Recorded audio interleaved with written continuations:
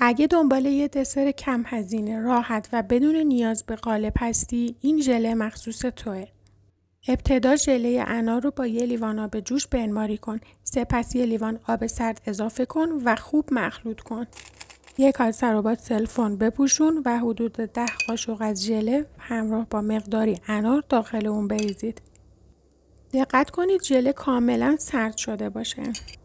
سپس سلفون رو به آرومی جمع کنید و گره بزنید یا با نخ ببندید.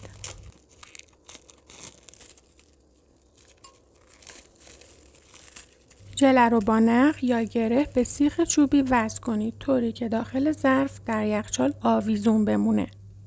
بعد از اینکه ژله ها کاملا سفت شد به آرومی سلفون رو جدا کنید و به سلیقه خودتون تزیین کنید. امیدوارم درست کنید و لذت ببرید.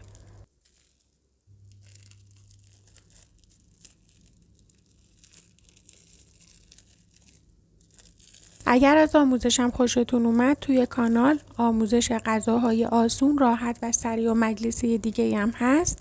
میتونید ببینید، درست کنید و در کنار خانواده نوش جان کنید. ممنون از همراهیتون.